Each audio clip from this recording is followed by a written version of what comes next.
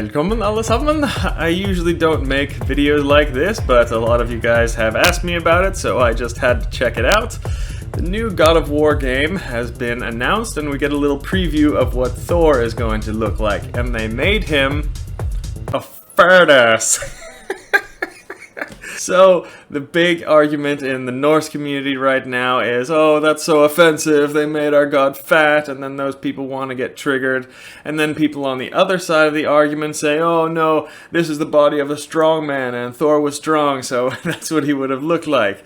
As usual, I am here to piss off both sides. So, to the Twitter pagans who want to get triggered, Thor is not a human. I'm sorry, I have to say this, but gods are not human. They don't take human form.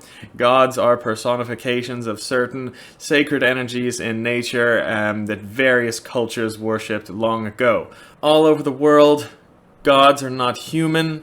Humans painted the gods into human form in a way that the native culture of the place and the time will understand. Humans mold the gods into human form, resembling themselves. If humans had tails and horns, then gods would have tails and horns. If horses all got together and started worshipping Thor, then Thor would be a horse. This is just the way it is. All I'm saying is nothing new. Philosophers have been telling these things for thousands of years. We just don't like to listen to things that call us out on our bullshit. So, now I will say though, a few of the gods, not many of them, but a few are recorded in very real historical texts actually, real chronicles as ancestors of kings. Those are easily explained by the way, and I did a video on that, but Thor is not one of them. No records of Thor ever being a real person. As a matter of fact, we only have a couple very late on accounts actually describing what Thor looks like. Just that he has a red beard pretty much, and he has a hammer and a belt and those kinds of things. And we have also a couple of statuettes and rock arts found from archaeology that paint Thor like the images you see here. Just realize that these statuettes and descriptions of the gods come from very late on in time in the late Viking Age when humans were starting to lose the understanding and true meaning of what their gods represented, the original beliefs. This is a classic development from animism to polytheism. In societies, this has happened everywhere in the world, so no need for anyone to get offended. This is just a video game, but to humor the subject, I'll speak about it a bit more just to piss some other people off on the other side of the argument. Let's just assume that Thor was a real person, a real superhuman-like character. Would he have looked like this? Well, there are people on the side of the discussion saying that the strongest men in the world have bodies like this, so Thor would have a body like this too, and yeah, that's very true. Thor in the myths was also said to be a very big eater and drinker, and he had a red beard, so of course those things are all symbolic, but just for the sake of the argument, would a king in the Viking Age or even a chieftain possibly look like this? Well, for starters, people saying that this is how a strong man would have looked, most of them are probably just being idealistic about their own bodies and life choices. Just realize that there is a big difference between Hafthor Björnsson and some pig that's playing video games and eating chips all day. And me included, by the way, I definitely have a little power belly and have trained a little strong man. So yeah, it's true, the strongest men in the world would look something like this, and that's what the God of War is portraying here.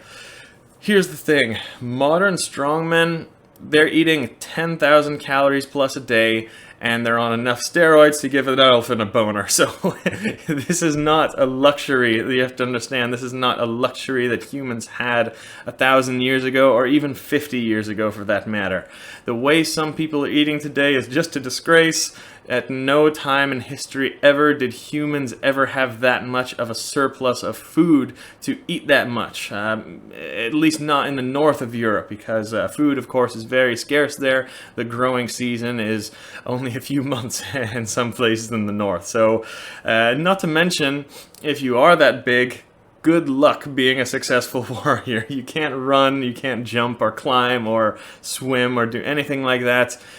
if you're that big, being a roadblock in the shield wall is about all they would be good for, and they would be out of breath even then within a couple of minutes. They can't fight. I've trained with strong men, and they get tired so quickly, and they can't even run a mile. They would not be good warriors. They are built for strength only, and not fighting. We have seen this many, many times when strongmen have given fighting a try.